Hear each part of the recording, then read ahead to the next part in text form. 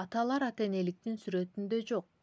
Балдар айрыкча эрте куракта толугу менен апаларга жүктөлгөн. Өспүрүмдүк жана бойго жеткен учурда гана аталар сүрөткө эптеп кошулганын көрөбүз. Бирок бул жаатта да басым жасай турган бир канча пункт бар. Эң башта эсибизде сакташыбыз керек болгон нерсе эрте куракта бакубат пайдубалга орнотулбаган ар кандай мамиле кийинчерээк бекемделбейт. Мектепке чейинки куракта баласы менен ишенимге, мээримге сугарылган байланыш түзүп алууга үлгүрбөгөн аталардын кийинки жылдары шыр эле мындай жоготууну толукташы өтө оор. Андыктан бул китепти окууга аталарды өзгөчө чакыргым келди. Аталык милдетти эффективдүү аткарган, баласы менен ал төрөлгөндөн тартып алектенген, анын жалайыгын алмаштырган, тамагын даярдаган, апасы жокто баласы менен бир канча саат эмес, бир канча күн өткөрө алган үлгүлүү аталар өтө эле аз. Андыктан баарыбызга чоң жоопкерчилик жүктөлмөкчү. Көнүмүш үй бүлөлүк альбомду алмаштыруу, ал жерде аталарга да орун берүү албетте мүмкүн. Жашоо өтө ылдам өтүүдө, ар тараптуу өзгөрүүдө. Мындай өзгөрүүлөр менен тең катар жыныстык ролдор да өзгөрүшү керек. Биз күбө болуп жаткан мындай инновациялык тез өзгөрүлмө доордо балага камкордук көрүү бир гана апалардын мойнуна жүктөлүү бойдон калбашы анык. Адаттар өзгөрүп, аталар да апаларчалык ата-энелик процессине катышышы зарыл. Аталардын катышуусу аркылуу мен акча табайын, апасы баланы карасын сымал жоопкерчилик бөлүштүрүү жөнүндө айтып жатпаганымды түшүнгөн чыгарсыздар деп үмүттөнөм. Анткени бул кылымда бала тарбиялоо жеке апалардын колунан келе турган иш эмес. Айрыкча иштеген апалар жөнүндө айтканда, сөздөрүмдүн өтө маанилүү экенин айтып кажети жок.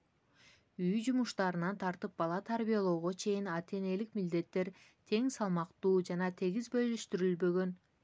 Ар бир үй бүлөлүк сүрөт азыркы доордо эски сүрөт катары унутта калуусу керек. Теңдик дегенде тамакты апа жасасын, салатты ата жасасын сымал жасалма теңдиктен сөз кылып жаткан жокмун. Чын ыкластан үй иштеринин, бала тарбиясына байланыштуу жоопкерчиликтердин жубайлардын ортосунда тең салмактуу түрдө тегиз бөлүштүрүлүшүн айтып жатам. Кир, идиш жууган ата модели бизде али жаңы, бирок мындай үлгүлөрдүн көбөйүшү биздин колубузда.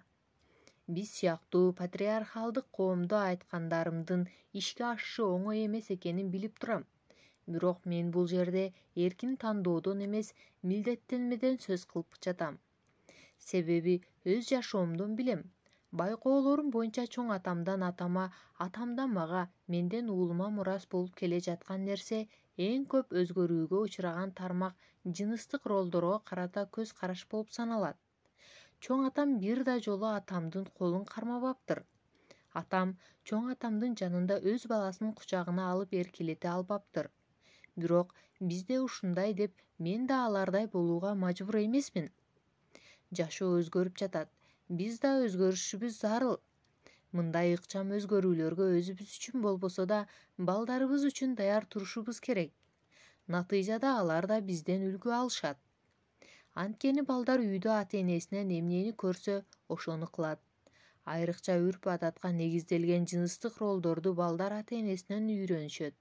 Андыктан аял эркек, ата-апа катары аларга татыктуу үлгү болуу алардын өнүгүүсүнө кошкон эң чоң салымыбыз болмокчу. Эгерде үй иштери жыныстык өзгөчөлүктөргө жараша бөлүштүрүлсө, анда бала да жыныска басым жасаган адам болуп чоңоет. Эгерде үй иштери тең салмактуу бөлүштүрүлсө, анда бала да өздүгүн тең салмактуу түптөйт. Анткени үйрөтүүнүн эң таасирдүү жолу ушул. Ролдук жактан үлгү болуу.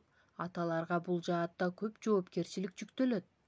Кызыңыз болобу, уулуңуз болобу, эгерде алардын өзүнө ишенген, укугун коргой алган жана башкалардын да укугун сыйлаган жаран болушун кааласаңыз, алгачкы ишиңиз үйдө бул баалуулуктарды жубайыңыз менен биргеликте ишке ашыруу болуп саналат.